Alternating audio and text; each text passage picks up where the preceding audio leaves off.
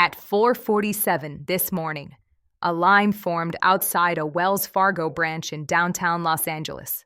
By 5:30 a.m., 2 hours before the branch would open, 47 people were waiting in the pre-dawn darkness. Some brought folding chairs. Others stood clutching coffee cups, their breath visible in the cold morning air.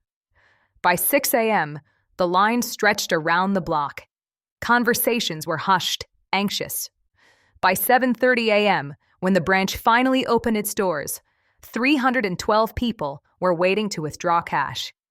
Tellers arrived to work to find a crowd that looked more like a Black Friday sale than a Tuesday morning at a bank.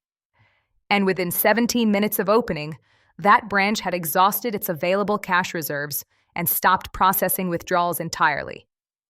The manager came out and announced what no one wanted to hear. "We are out of cash. Electronic transfers only." This scene was not isolated. It repeated at Bank of America branches in New York, Miami, and Chicago, at Chase branches in Dallas, Phoenix, and Seattle, at regional banks in every major city across the country. Some branches opened to find lines of 100 people.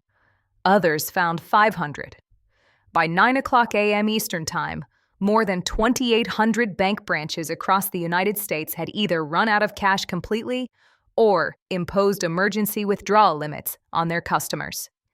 This is a bank run, not a localized panic at a single troubled institution, not a rumor-driven rush on a failing regional lender. This is the first widespread, coordinated bank run in the United States since the Great Depression.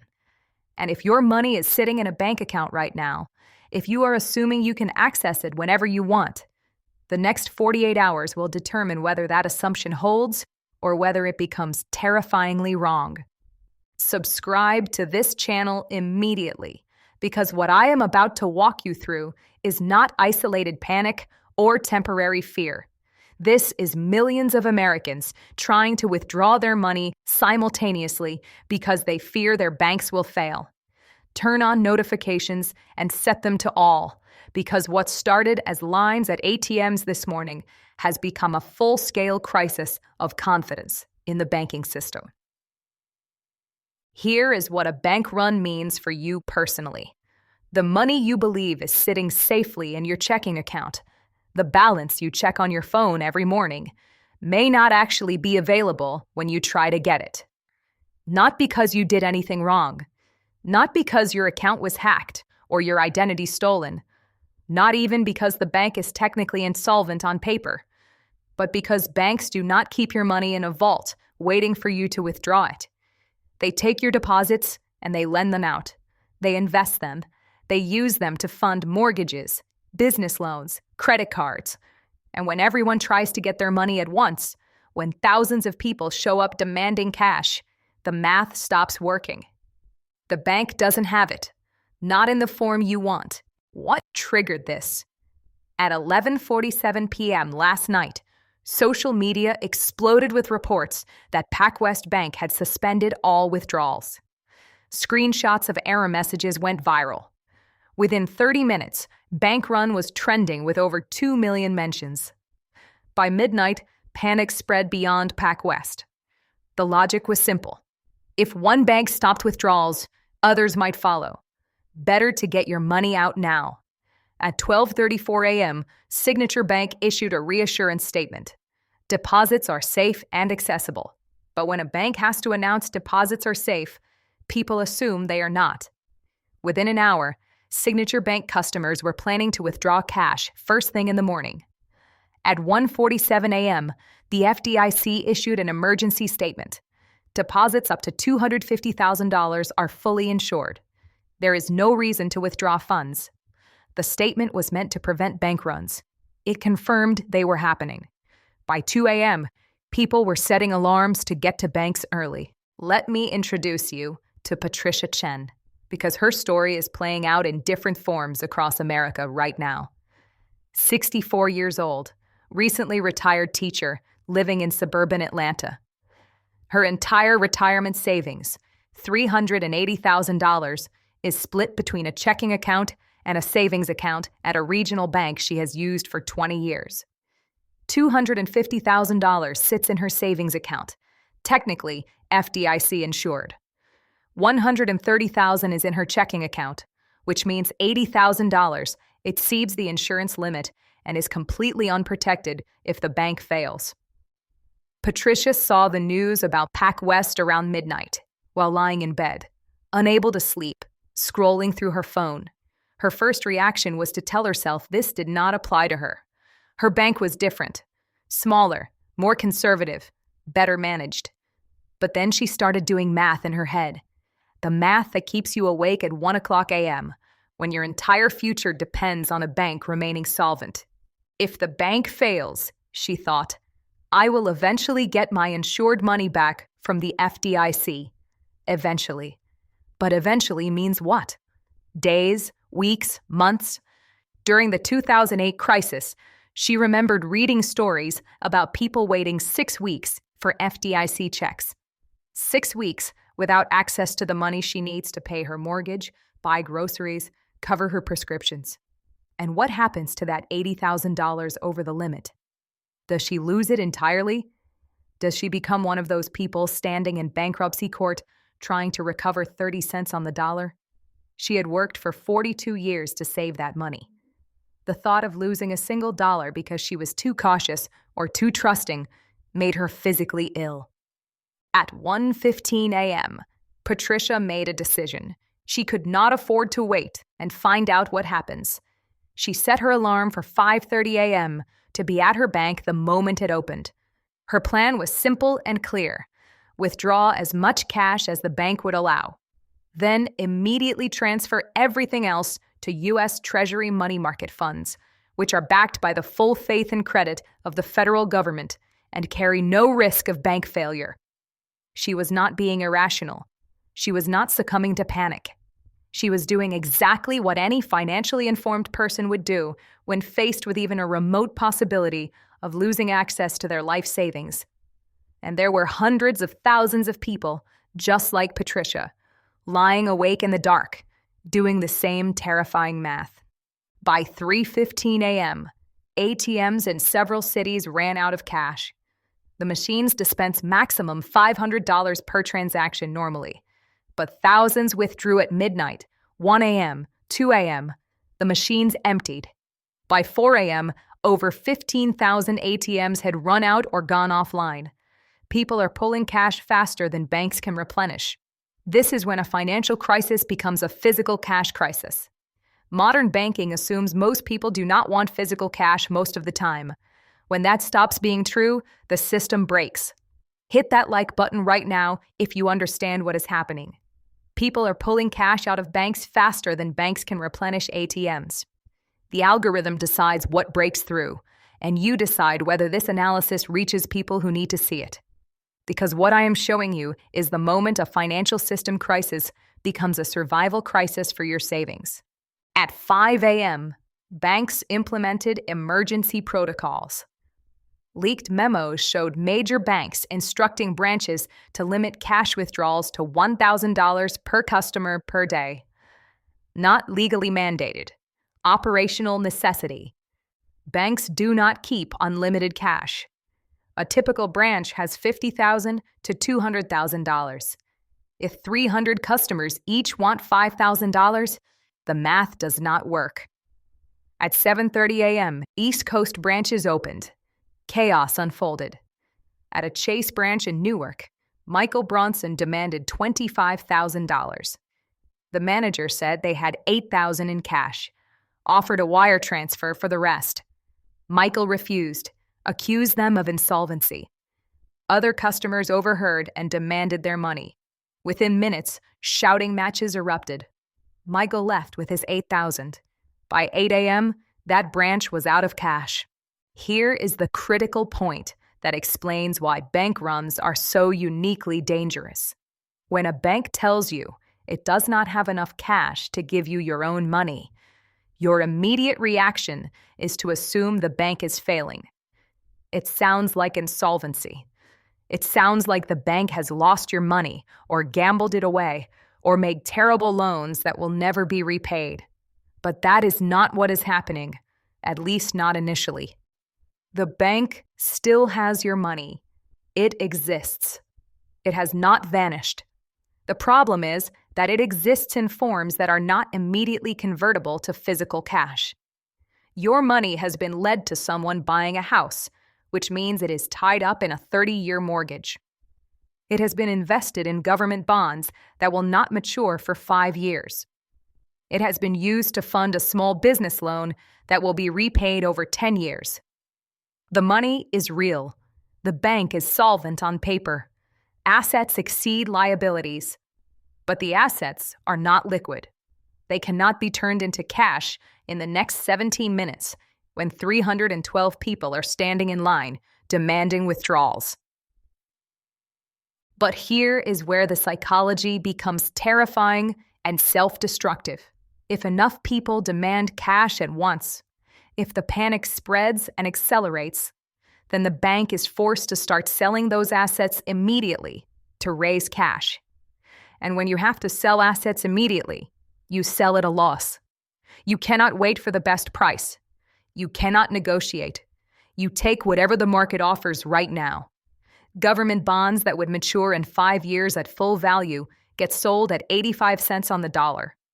Mortgages get bundled and sold to other institutions at a discount. The bank takes losses, real losses. And if the losses are large enough, if the bank has to liquidate enough assets at fire sale prices, then the bank actually does become insolvent. It can no longer cover its liabilities. The bank run creates the very failure it fears. Rational individual behavior, each person protecting their own savings, produces a catastrophic collective outcome. The bank that was sound yesterday becomes insolvent today. Not because its loans went bad, not because it made reckless investments, but simply because everyone tried to withdraw at once. At 8:15 a.m., Wells Fargo announced withdrawal limits. $3,000 per customer per day, cash only, electronic transfers unlimited. Customers saw confirmation of failure. Bank of America followed with $2,000 per day. Chase announced $2,000. Citi announced $1,500. U.S. Bank $1,000. Within 90 minutes, every major bank imposed limits. The message was identical. Banks do not have unlimited cash. Drop a comment right now. Tell me if you would withdraw your money or leave it in the bank. I am reading every response because millions of Americans are making this exact decision right now, and your reasoning might help someone else think through their own situation. Patricia arrived at her bank at 7:45 a.m., number 63 in line. By 9:20 a.m., when she reached a teller, the bank had imposed a $1,000 limit. She asked for $20,000.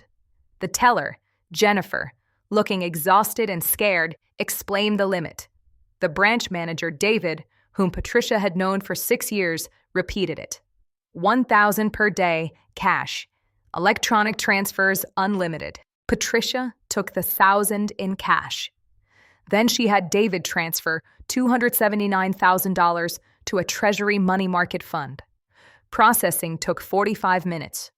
When Patricia left at 10:05 a.m., she had cash in her purse and a confirmation email showing the transfer as pending. Pending, not completed. She felt both relieved and terrified. At 9:30 a.m., markets opened. Wells Fargo down 34%. Bank of America down 29%. Chase down 31%. Dow opened down 2,800 points. At 10 a.m., Fed Chair Powell held a press conference. The Fed cut rates 100 basis points immediately. Unlimited liquidity facilities for banks. Any bank needing cash can borrow from the Fed. He stated the banking system is sound. Deposits are safe. But if everything is sound, why emergency measures? The actions undermined his words. By 10:30 a.m., bank lines had grown longer. Subscribe to this channel right now if you have not already, because what I am about to show you is the afternoon escalation and whether the Fed's emergency actions stopped the panic or accelerated it. The next few hours will reveal if this crisis can be contained. At 11 o'clock a.m., regional banks started closing branches. First Horizon in Tennessee, Zion's in Utah, Comerica in Michigan. Operational challenges, they said. Customers heard, bank is closed. You cannot get your money. At 12:15 p.m., the FDIC released stunning data. $420 billion withdrawn in 24 hours. Total U.S. bank deposits are $18 trillion, a 2.3% decline in one day. If this continues for a week, 16% of deposits are gone. What this means for your money. If you have $50,000 in a checking account, it is FDIC insured. If your bank fails, you get it back. But getting it back takes time. During 2008, when Washington Mutual failed, it took weeks, several weeks without access to rent, mortgage, groceries, gas, just waiting for a government check. That assumes the FDIC can handle multiple failures. The FDIC fund has $125 billion. If $400 billion per day is withdrawing and banks start failing, that fund gets exhausted fast. At 1 p.m., reports emerged that electronic transfers were delayed, hours instead of immediate processing. Patricia Chen checked at 1:35 p.m. Her 9:20 a.m. transfer was still pending. She called customer service. On hold 47 minutes. They told her transfers were delayed, but would process within 72 hours. 72 hours. Her money still sat in her bank account, pending, for 3 days, during which the bank could fail. At 2 p.m., the president addressed the nation. 7 minutes. The banking system is stable, deposits safe, no reason to withdraw. But presidential addresses during financial crises confirm severity, not calm. At 3 p.m., 3 more regional banks suspended operations. At 4 p.m., markets closed. Dow down another 2,015 points, 9.7%. Two-day total down 19.1%. Financial sector down 38.7%. At 5 p.m., the FDIC announced emergency cash shipments, armored trucks delivering physical currency to branches. At 6 p.m., analysts compared today to 1933 and the Great Depression. Some suggested a bank holiday, closing all banks to give the Fed time to inject liquidity. Others argued that would create more panic. Patricia Chen acted again. At 3:30 p.m., she drove to a Chase branch and opened a new account with her $1,000 in cash. Then she requested a $30 wire transfer for $50,000 from her original bank. Same-day processing. By 5 p.m., the $50,000 landed at Chase. She went home feeling slightly more secure. What should you do? Depends on your situation. Under $250,000 at a major bank like Chase, Bank of America, Wells Fargo, you are probably fine. FDIC insured. Even if the bank failed, you get your money back eventually. Over $250,000 in a single account? Move the excess to another bank or treasury funds. Not panic, just risk management. Anything over FDIC limits is at risk if the bank fails. Money at a small regional bank with financial difficulties? FDIC still applies, but if it fails, you wait weeks for access. Can you afford that? If not, move some to a larger institution or treasury funds. Need cash for daily expenses? Withdraw enough for a week or two. Not $20,000, just enough for groceries and bills. $2,000 or $3,000 in physical cash at home is prudence during a bank run, not paranoia. 7 indicators for the next 24 hours that reveal stabilization or collapse. 1. Do withdrawal volumes decline or increase? Shorter lines Wednesday means panic is peaking. Longer lines means it is spreading. 2. Do limits hold or tighten? If limits drop from 3,000 to 500, banks are running out. 3. Does the FDIC seize more banks? Every failure erodes confidence. 4. Do electronic delays worsen? If transfers take days instead of hours, people assume accounts are frozen. 5. Does Congress announce emergency legislation? Expanded guarantees could calm fears if done quickly. 6. Do international depositors withdraw? If foreign institutions pull money, Outflows accelerate massively. 7. Does commercial paper freeze? If banks stop lending to each other, the system seizes up. 3 scenarios for how this plays out over the coming days and weeks. Scenario 1 is stabilization, and here is what it looks like. The Fed's unlimited liquidity facilities actually work as designed. Banks borrow billions from the Federal Reserve. Armored trucks deliver fresh cash to branches overnight. By Thursday morning, ATMs are restocked. By Friday afternoon, banks announce they are lifting withdrawal limits. People start to test it. They go to their branches, request $3,000, $5,000, and they get it. No arguments, no delays. Word spreads. The panic was overblown. The system held. Within a week, the lines outside banks disappear completely. Withdrawal volumes return to normal levels.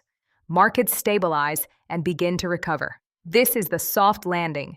The Fed acts decisively, floods the system with liquidity, and prevents the panic from becoming self-fulfilling. Your money stays in your account, accessible whenever you want it, and life returns to normal. Scenario 2 is managed crisis, and it is more painful, but still survivable. Bank runs continue for several more days. Every morning, lines form. Every afternoon, branches run out of cash. More regional banks fail. The FDIC seizes institutions in Oklahoma, Florida, Nevada. Major banks keep withdrawal limits in place, but they tighten them. First $3,000 per day, then $2,000, then $1,000. The Fed keeps providing liquidity, keeps pumping money into the system, but it cannot change the underlying psychology. People are scared, and they want their money out, regardless of what government officials say.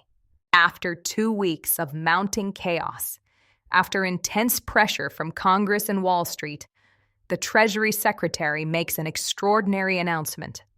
The federal government will now guarantee all bank deposits, regardless of size. Not just the FDIC limit of $250,000. All deposits. Every dollar in every account at every bank. If you have $1 million in your checking account, it is guaranteed. If you have $50,000, it is guaranteed. The announcement is unprecedented. It means the federal government has just taken on potentially trillions of dollars in contingent liabilities. Taxpayers are now explicitly backstopping the entire banking system. But it works. The announcement stops the bank runs within hours. There is no longer any reason to withdraw. Your money is guaranteed by the United States government. People stop lining up. Branches reopen normally. The crisis ends, but at enormous cost. The moral hazard implications are staggering. Banks know they will be bailed out no matter what. But in the moment, it prevents systemic collapse. Scenario 3 is systemic failure, and it is what everyone fears most. Bank runs spiral completely out of control over 5 or 6 days. Dozens of banks fail in a single week. The FDIC seizes so many institutions that it runs out of staff to manage the process. Major banks impose increasingly draconian withdrawal limits. First $1,000 per day, then $500, then $200, then $100. Customers can barely withdraw enough to buy groceries. Electronic payment systems crash under the sheer volume of attempted transactions. Your debit card stops working. Wire transfers time out. ATMs nationwide run out of cash and cannot be restocked fast enough.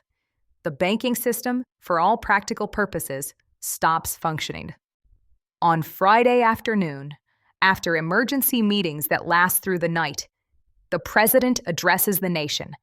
The announcement is devastating. A bank holiday.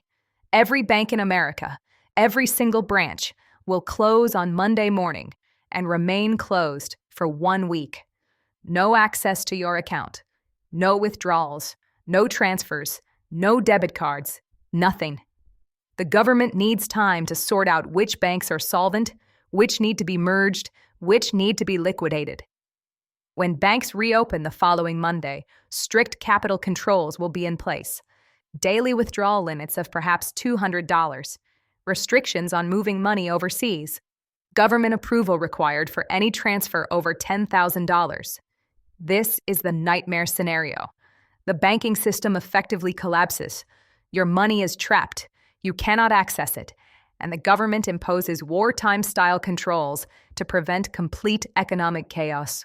If this happens, you will be living day-to-day on cash, bartering, using credit cards for the companies that still accept them, waiting for the system to restart. Which happens depends on the next 48 hours. Whether Fed cash reaches branches fast, whether people believe officials or trust instincts, whether Wednesday's lines are shorter or longer. Subscribe right now, like this video, comment with your prediction on which scenario happens.